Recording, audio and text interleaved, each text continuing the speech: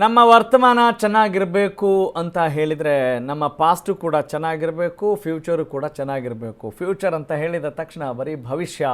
ಹೌದು, ಈಗ ರಾಜ್ಯ ರಾಜಕೀಯದ ಬಗ್ಗೆ ಕೋಡಿಶ್ರೀ ಒಂದು ಭವಿಷ್ಯ ನೋಡ್ತಿದ್ದಾರೆ. ಏನು ಎತ್ತ ಅನ್ನೋದನ್ನು ನೋಡ್ತಾ ಹೋಗೋಣ.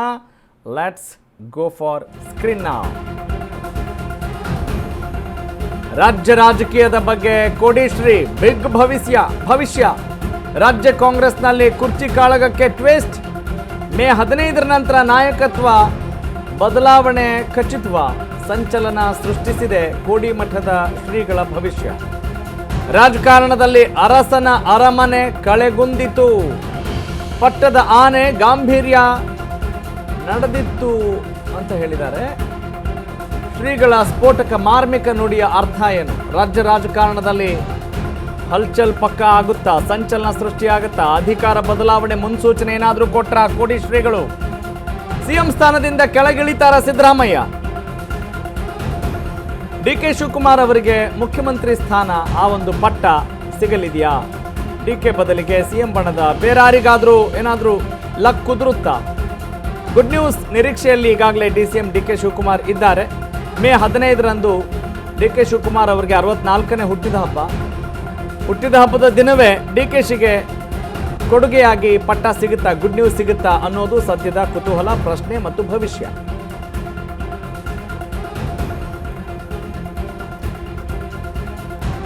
ಈಗಾಗಲೇ ಭವಿಷ್ಯಗಳ ಮೇಲೆ ಭವಿಷ್ಯದ ನುಡಿಗಳನ್ನು ನಾವೆಲ್ಲ ಕೇಳ್ಬಿಟ್ಟಿದ್ದೀವಿ.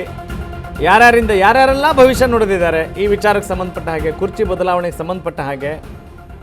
ಯಾಕಂತ ಹೇಳಿದ್ರೆ 5 ವರ್ಷ ನಾನೇ ಸಿಎಂ ಅನ್ನೋ ಮಾತನ್ನು ಮುಖ್ಯಮಂತ್ರಿ ಸಿದ್ದರಾಮಯ್ಯನವರು ಹೇಳಿದರು.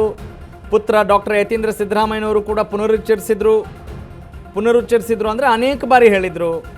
ಅದರ ಜೊತೆಗೆ ಮುಖ್ಯಮಂತ್ರಿ ಸಿದ್ದರಾಮಯ್ಯನವರ ಆತ್ಮೀಯ ಬಳಗದಲ್ಲಿ ಗುರುತಿಸಿಕೊಂಡಂಥ ಸೋ ಕಾಲ್ಡ್ ಸಿದ್ದರಾಮಯ್ಯ ಬಣದಿಂದ ಅನೇಕರು ಮುಖ್ಯಮಂತ್ರಿ ಸೀಟ್ ಖಾಲಿ ಇಲ್ಲ, ಅವರೇ ಮುಂದುವರಿತಾರೆ ಅನ್ನುವ ಮುನ್ಸೂಚನೆ, ಎಚ್ಚರಿಕೆ ಮತ್ತು ಸುಳಿವು ಎದುರಾಳಿ ಬಣದವ್ರಿಗೆ ಕೊಡ್ತಾ ಇದ್ರು. ಅಂದರೆ ಡಿ ಕೆ ಶಿವಕುಮಾರ್ ಅವರಿಗೆ ಮತ್ತು ಡಿ ಕೆ ಶಿವಕುಮಾರ್ ಪರವಾಗಿ ಯಾರೆಲ್ಲ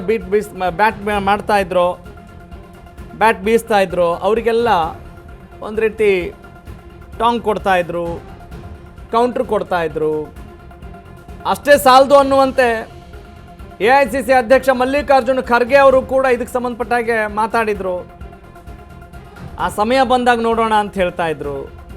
ಅರೆ, ಈ ಗೊಂದಲನೇ ಇಲ್ಲ ಅಂತಾಗಿದ್ದರೆ ಹೇಳ್ಬೋದಾಗಿತ್ತು. ಈಗ ಯಾಕ್ರಿ ಆ ಪ್ರಶ್ನೆ ಉದ್ಭವಿಸುತ್ತೆ?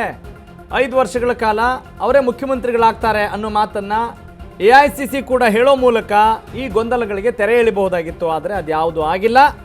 ಅದು ಸದ್ಯದ ವಾಸ್ತವ. ಈಗ ಸದ್ಯಕ್ಕೆ ಸುದ್ದಿ ಏನು ಅಂತ ಹೇಳಿದ್ರೆ, ಕೋಡಿ ಶ್ರೀಗಳು ಇವರು ರಾಜಕಾರಣಕ್ಕೆ ಸಂಬಂಧಪಟ್ಟ ಹಾಗೆ ಅವರ ಮಠದ ಇತಿಹಾಸವನ್ನು ಗಮನಿಸಿದಾಗ ಅನೇಕ ಬಾರಿ ನೋಡಿದಂಥ ಭವಿಷ್ಯ ಸತ್ಯ ಆಗಿದೆ ಅನ್ನುವ ಒಂದು ಟ್ರ್ಯಾಕ್ ರೆಕಾರ್ಡ್ ಉಳಿಸ್ಕೊಂಡು ಬಂದಿದೆ. ಆ ಒಂದು ಹಿನ್ನೆಲೆ ಇದೆ.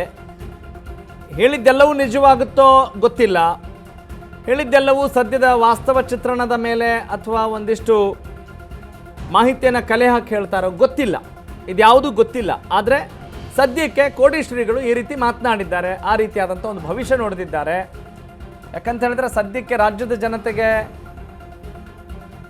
ನಮ್ಮಂಥ ಮಾಧ್ಯಮದವರಿಗೆ ಎಲ್ರಿಗೂ ಕೂಡ ಕ್ಯೂರಿಯಾಸಿಟಿ ಇದೆ. ಅಷ್ಟೇ ಅಲ್ಲ, ಆಯಾಯ ಪಟ್ಟದಲ್ಲೇ ಕೂಡ, ಅಂದರೆ ಆಯಾಯ ಬಣಗಳಲ್ಲೂ ಕೂಡ, ರಾಜ್ಯ ರಾಜಕಾರಣದಲ್ಲೂ ಕೂಡ, ವಿಪಕ್ಷಗಳಿಗೂ ಕೂಡ ಇದು ಒಂದು ರೀತಿಯಾದಂಥ ಕ್ಯೂರಿಯಾಸಿಟಿ ಮೂಡಿಸಿದೆ.